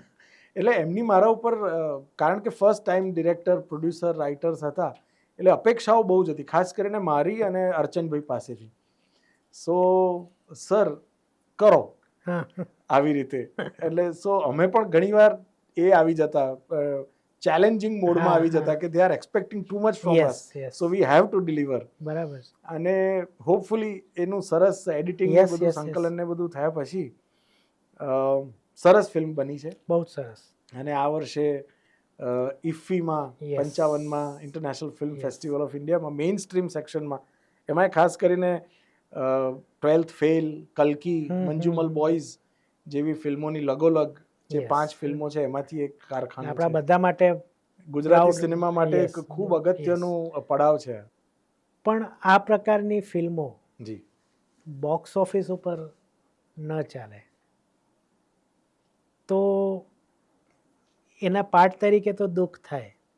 અમે જે બહારથી અમે જે જોઈએ છીએ, અમે જે સો કોલ્ડ ક્રિટિક્સ અમે કહેવાઈએ, અમને પણ સહેજ દુઃખ થાય. એક જી. આ વર્ષે કારખાનું ને બીજી એક જગત, હાજી. આ બે મૂવી એવા આવી ગયા જે ગુજરાતી ફિલ્મો માટે સાવ નવા હતા. જી. હું તો કહું છું કદાચ ઓવરઓલ ઇન્ડિયન સિનેમા માટે આવા બે પ્રયોગો, પેલાનો વિષય બહુ અલગ હતો જગતનો, જે બોલિવૂડ પણ કદાચ સ્પર્શ નથી કરતો, જી. અને આની તો આખી વાત જ અલગ હતી.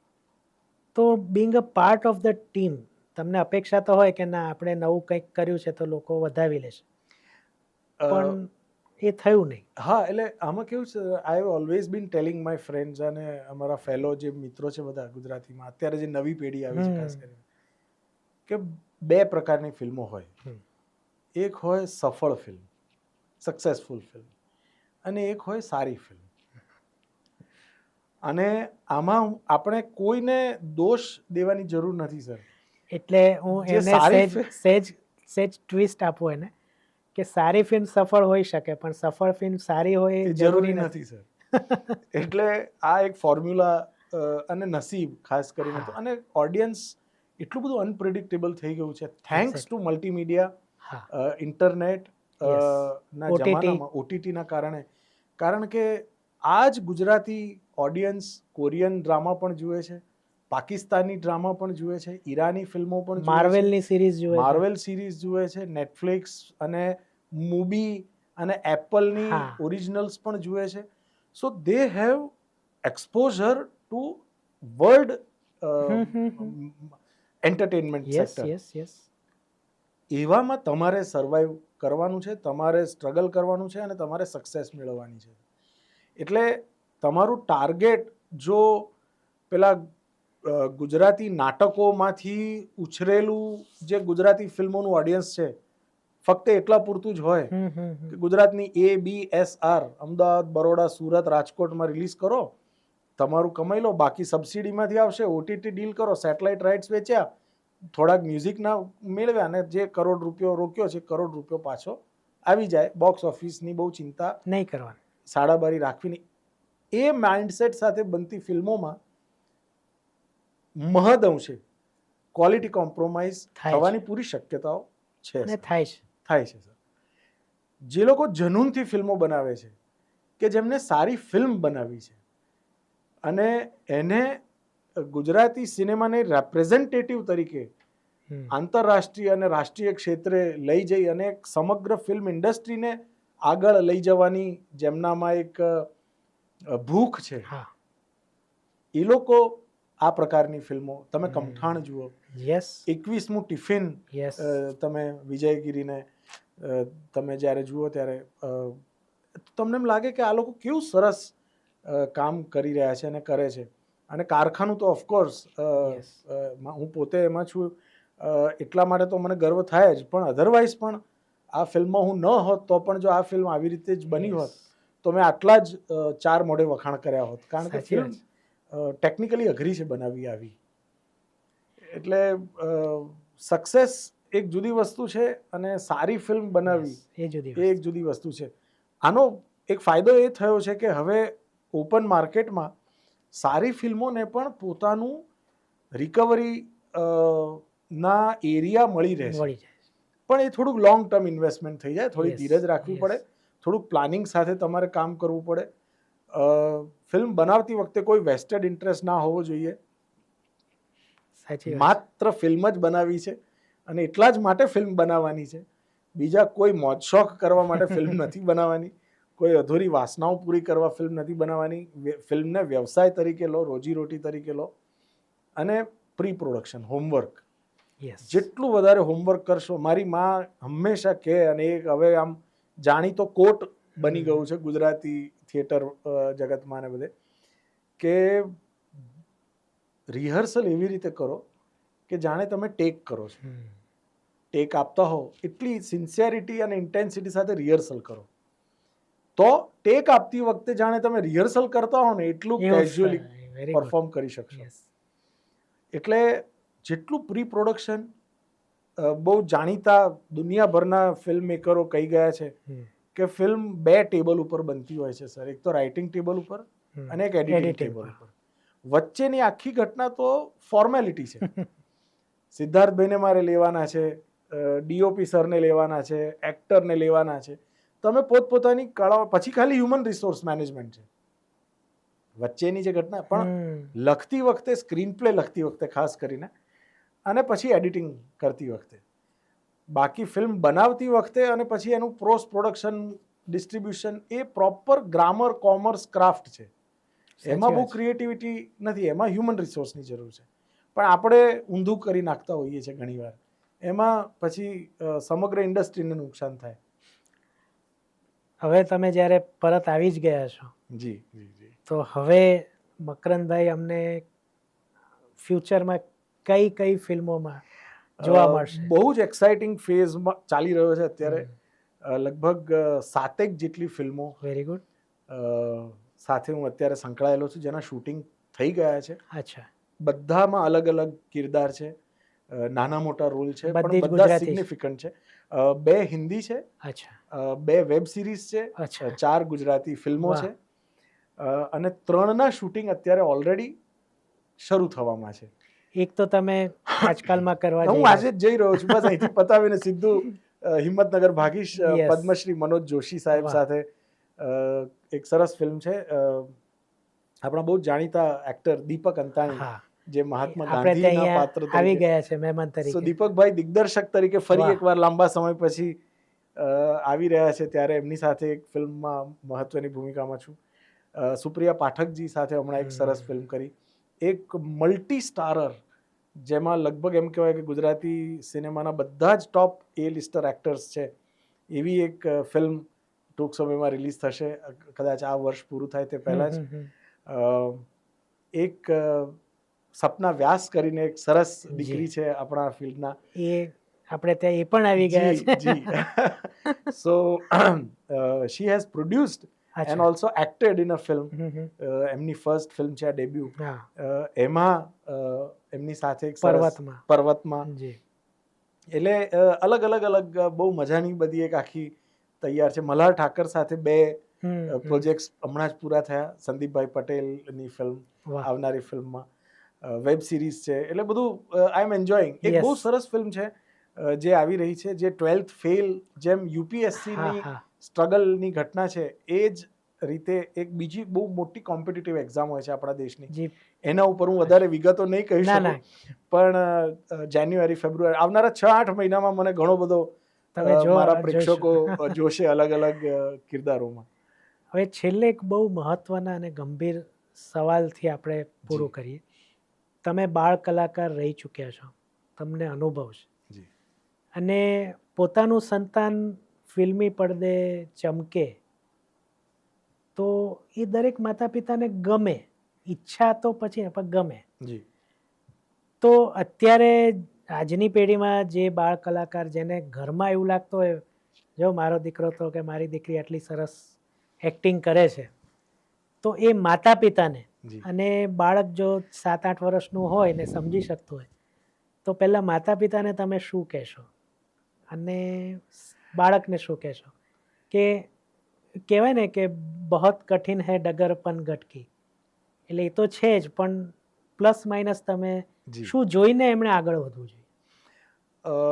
પહેલા તો હું ડિસ્ક્લેમર આપી દઉં હમ. સર કે નમૂના તરીકે મને તો જરાય ના લેતા. કારણ કે મારી સાથે જે થયું, હમ. થવા કાળે થયું કે ન થવાનું હા. થયું એ સમય કહેશે, પણ અ, એ એની મેતે થયું, કાળક્રમે થયું છે. હા. એટલે જ હું મારી જાતને હંમેશા કહું છું આઈ એમ અ ડેસ્ટિનીઝ Destiny's child. Child. Nothing was planned. મારી માં ઓફકોર્સ કે મેં ને તારા પપ્પાએ તારા જેવું જ બાળક ની કલ્પના કરી હતી ને તું એવો જ પાક્યો છું. એટલે મેં કહું પાક્યો છું આ શબ્દ છે ને બહુ મિસલીડ કરે. દ્વિઅર્થી થઈ જાય છે ઘણી વાર.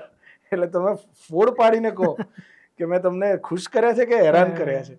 પણ જોક સપાટ, લેટ ધ ચાઇલ્ડ ગ્રો.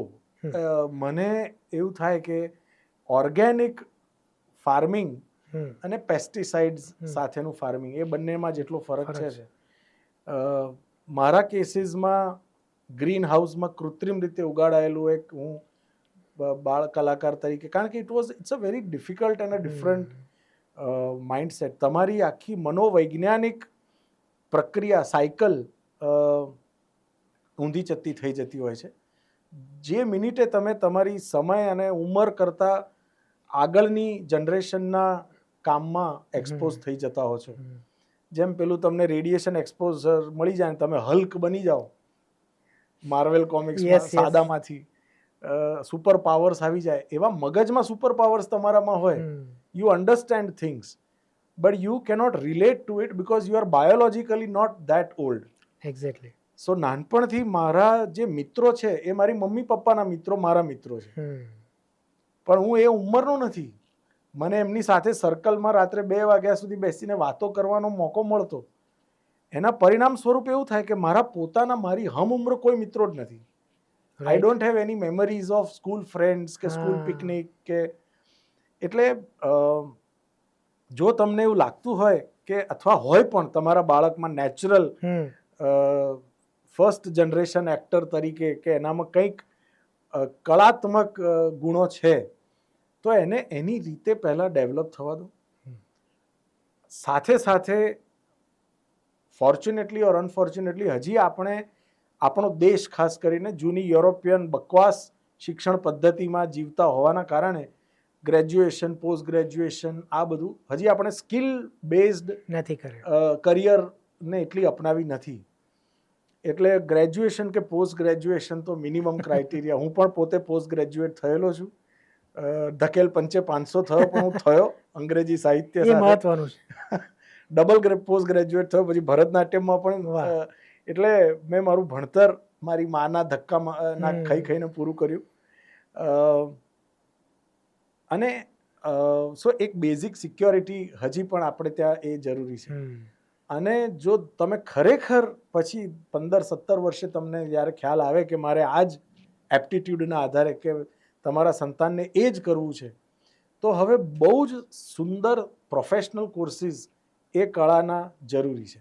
દરેક કેસમાં એવું નહીં શક્ય બને કે જ્યાં મારી જેમ પહેલાં પ્રેક્ટિકલ તમને ભગવાનના આશીર્વાદની જેમ સંજીવ કુમાર અને અમિતાભ બચ્ચન બંને મળે અને પછી તમે પ્રેક્ટિકલ કરવા માટે થઈને પછી થિયરી પણ તમને ગોવર્ધન પંચાલ પણ મને ભરત દવે મળે ને Nimesh. It's not possible with everyone. એટલે સ્કૂલમાં પણ આવી એક્ટિવિટીમાં ભાગ લે? ખૂબ ખૂબ ખૂબ ભાગ. તો એમણે જેટલું કરિયર જરૂરી છે, એકેડેમિક કરિયર, એટલું જ કો કરિક્યુલર એક્ટિવિટીઝ પણ જરૂરી છે. કારણ કે બહુ જ મારો પોતાનો અનુભવ કહું ફરી એકવાર તો આજે મેં જે કંઈ પણ થોડું ઘણું મારી અર્ધ શતાબ્દીની જિંદગીમાં 50 વર્ષની થવામાં આવશે, આવતા વર્ષે 49મું બેસશે, પણ આટલા સમયમાં મેં જે કંઈ પણ અચીવ કર્યું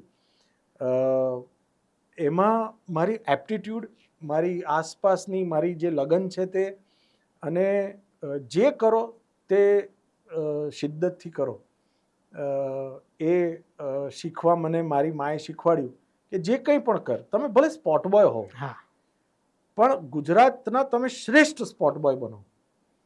તમે ભલે નાળિયેર છોલી અને નાળિયેર વેચનારા એક ફેરિયા હો પણ આખા અમદાવાદમાં તમારા જેવું નાળિયેર કોઈનું ન હોય અને તમે જે સ્ટાઇલ સાથે આમ નાળિયેર કાપી અને તમે સ્ટ્રો ભરાવીને આપો, લોકો ખાલી એ જોવા માટે તમને નાળિયેર પીવા નહીં પણ તમારી એ કળા જોવા માટે આવે. So be the best in what you do. જો એ તમારા બાળકમાં તમે ફિટ મગજમાં બેસાડી દીધું અને એ પ્રમાણે એને ટ્રેન કર્યો કોન્સન્ટ્રેશન સાથે કે કરી તમારી દીકરીને કે દીકરાને, તો આઈ થિંક રેસ્ટ તો પછી એની રીતે એનો રસ્તો એની કલા પોતાનું કાઢશે. અને બીજું ફોર્સ પણ ન કરો કે ભાઈ બાજુવાળા અંકલનો છે તો તું પણ. હા, ફોર્સ તો કરવાની વાત એનાથી કળા આવે જ નહીં. નથી મારા મા બાપે મને કર્યો કે નથી હું મારી દીકરીને કરતો. મારે એકની એક દીકરી છે પણ હું એને જે મારી માં મને કહેતી એ જ હું એને કહું છું, બેટા પાસ થઈ જજે. બસ આપણા બેનું સેમ છે. આપણે કોઈ 80% 90% મારા આ શબ્દ હોય છે ના સ્ટ્રેસમાં નથી રહેવું. મેં મારા દીકરાને આજે તો કોલેજમાં છે જી, પણ 10મા 12માં મારા આ જ શબ્દ પાસ થઈ જાય, પાસ થઈ જશે. જો આવું મેં રાખ્યું તો એ 65-75% લઈને આવ્યો 12માં, વિચ વોઝ અનએક્સપેક્ટેડ અને વગર ટ્યુશન.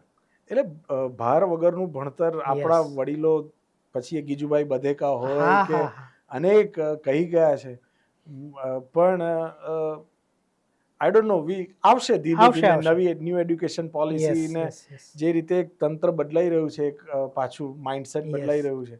આઈ થિંક એ ડીકોલોનાઇઝેશન થઈ રહ્યું છે. ભારત 100 વર્ષનું થશે ને જ્યારે, એવું મને લાગે છે કે સ્વતંત્રતાના 100 વર્ષ થશે ત્યારે આપણે બ્રિટિશ માનસિક ગુલામીમાંથી લગભગ બહાર આવી ગયા આવીશું.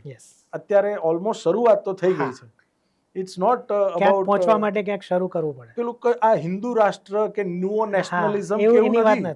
આ બેઝિકલી પેલો નશો ઉતરી રહ્યો છે એટલે અસલી કલર બહાર આવી રહ્યો છે આપણો એ. અને અસલી કલર એ 1000-1500 વર્ષ પહેલાનો જે અસલી હિન્દુ એને સનાતન કહો કે જે કહો તે તમે, અને એમાંય દરેક પ્રકારના પ્રોઝ એન્ડ કોન્સ રહેવાના, ડિબેટેબલ છે, આપણે એમાં નથી જોયું. પણ અમે તો પોલિટિકલ ડિપ્લોમસી ને સોફ્ટ પાવર હું તો ઉપયોગ કરું છું અને અમે લોકો એના ઉપર કામ કરતા હોઈએ છીએ એઝ થિંક ટેન્ક્સ.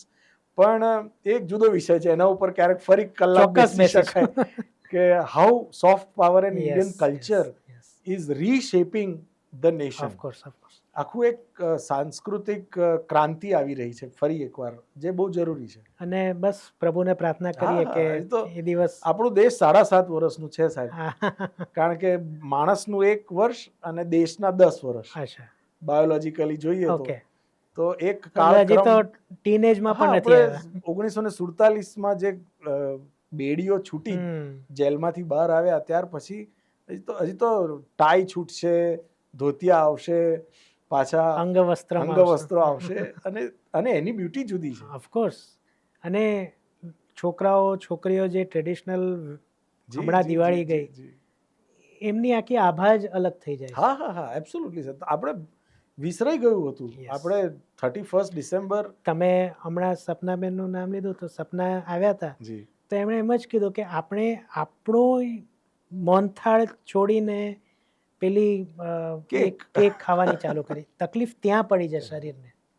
આપણે સર એક સમયે એવો દેશ હતા કે કોઈ મારે ત્યાં જમવા આવે, આપ મારા ઘરે આવ્યા તો આપ જમો પછી હું આપને દક્ષિણા આપતો અને આપને થેન્ક યુ કહેતો કે તમે મારા ઘરે જમ્યા અને મારું ઘર આંગણું પવિત્ર કર્યું તે બદલ આભાર. એની જગ્યાએ જે એક આખું કોલોનાઇઝ્ડ માઇન્ડસેટ આવી કે પાણીનો ગ્લાસ પીઓ તો બેટા થેન્ક યુ બોલો, બેટા સોરી બોલો. આ જે આખું રિવર્સ થઈ ગયું ને એ ફરી પાછી ગાડી પાટે ચડાવવાની છે. એ થઈ જશે. પછી બાકીનો જે એક વિકાસની પ્રક્રિયા છે એ ઓર્ગેનિક છે. સ્વચ્છતા, વિકાસ, ટેકનોલોજી એ બધાને આની સાથે લેવા દેવા નથી, બાય પ્રોડક્ટ્સ છે બધી. તમે જાપાન જુઓ, ઇન્ડોનેશિયા જુઓ, સિંગાપોર જુઓ, પોતાની સંસ્કૃતિ અને સાંસ્કૃતિક વિરાસતને જાળવીને પણ એ લોકો આજે વિશ્વભરમાં ડંકો વગાડતા દેશો બન્યા છે. બહુ જ નવી વાતો જાણવા મળી અને આટલી લાંબી સફર એટલે ઓલમોસ્ટ 45 વર્ષની તમારી જી. કારકિર્દીની સફર વિશે આટલી બધી, અને આ બધા કલાકારો સાથે અને ડિરેક્ટરો સાથેની વાતચીત, એટલે મારા જેવા જે ફિલ્મી કીડાઓ જેને કહેવાય એને તો એટલે કહે ને મોસાળે જમણ ના, તો મારે ઘેર જ જમણ છે અને આટલું બધું સરસ ખાવાનું મળ્યું. તમે જેમ કીધું એ પ્રમાણે રાષ્ટ્રવાદ ઉપર આપણે ફરીવાર કોઈ ચર્ચા જી કરીશું, ત્યારે you are most welcome. Socio political cultural ઉપર વાતો કરવાની એના બહુ એ ગમશે. આખો અલગ વિષય છે. આ વિષય છે ને, મારું ખેડાણ 10 હા. વર્ષનું એમાં જે એટલે રહ્યું છે એના એક આપણે આખી જુદી 1-2 મહિના યાત્રા પછી છે. પાછા મળીશું એના જી માટે. જી જી. પણ આપણા પ્રેક્ષકો માટે મારે જી. જ્યારે આપે મને આમંત્રિત કર્યો એટલે મેં થોડુંક વિચારી રાખ્યું હતું. ચોક્કસ, પ્લીઝ. બસ આપ સૌને, જે લોકો પણ આપ મને જાણો છો અને જો નથી જાણતા ને આ પોડકાસ્ટથી મને જોવાના છો, એમને મારે ખાલી એટલું જ કહેવું છે કે હંમેશા સિદ્ધ અર્થની છાયામાં રહેવું. એટલે કે સિદ્ધાર્થની છાયામાં રહેવું. બસ તો કારણ કે સબસ્ક્રાઇબ કરી એ દો. પડછાયામાં તમને જે શાંત વાતાવરણ અને માનસિક શાતા મળતી હોય છે. હું જે કહેવા માંગુ છું એ ભાઈ આરામથી તમને એલોબરેટ કરીને સમજાવશે. હું અત્યારે જ કરી દઉં. સિદ્ધાર્થ જે મારું નામ છે એને સંસ્કૃતમાં, તમે તો જાણકાર છો એટલે હું ખોટો હોઉં તો મને સાચો પાડ્યો. એવું કહેવાય છે અને મને પણ એક પંડિતે જણાવ્યું હતું કે તારા નામનો અર્થ આવો થાય. સિદ્ધ અર્થ યેન સહ સિદ્ધાર્થ, કે જેણે પોતાનો અર્થ સિદ્ધ કરી બતાવ્યો છે. મેં નથી કર્યો હજી, પણ તેમ છતાં હું એની પ્રોસેસમાં છું. કોઈએ નથી કર્યું. હા, હું એની પ્રોસેસ કન્ટિન્યુઅસ પ્રોસેસમાં છું. તો એ સિદ્ધાર્થની વાત એમણે કરી. એટલે ઓલવેઝ સુપર હીરો રાખવો તો કૃષ્ણ, હનુમાન, ભીમ જી. જેવા સુપર હીરોઝ રાખવા. માર્વેલ વાળાને એવેન્જર્સ તો આવે ને જાય. સૌ સ્વસ્થ રહો, વ્યસ્ત રહો અને સદાય અને મસ્ત રહો. ચેનલ સબસ્ક્રાઇબ કરી દો. એબ્સોલ્યુટલી. સિટ ટોક્સ ને સબસ્ક્રાઇબ કરો અને મારા જેવા અદ્ભુત વ્યક્તિત્વો સાથે અદ્ભુત વાતો, Yes. અદ્ભુત વ્યક્તિત્વ કરતા રહેતા હોય છે. ફિલ્મોના રિવ્યુ કરીએ છીએ Reviews આપણે. થતા હોય છે. બહુ જ Yes. સરસ અને બહુ જ પિન પોઇન્ટેડ જેન્યુઇન રિવ્યૂઝ થતા હોય છે. એટલે it's a worth watching podcast YouTube channel, અને ઇન્સ્ટા પર પણ મારી સાથે Yes. આપ જોડાયેલા રહો. થેન્ક યુ ચોક્કસ. So much once again. Love you all. તો મકરંદભાઈએ બધું ઘણું કહી દીધું એટલે મારે કંઈ કહેવાની જરૂર નથી. બસ જોડાયેલા રહેજો. ચેનલ સબસ્ક્રાઇબ ન કરી હોય તો કરી દેજો. અને બસ આવતા બુધવારે એક નવા મહેમાન સાથે ફરીથી મળીશું, જે ગુજરાતમાં જાણીતા હશે, માનીતા હશે. ત્યાં સુધી સિદ્ધાર્થ છાયાને આજ્ઞા આપો અને તમને બધાને કાયમની જેમ મારા તરફથી આવજો.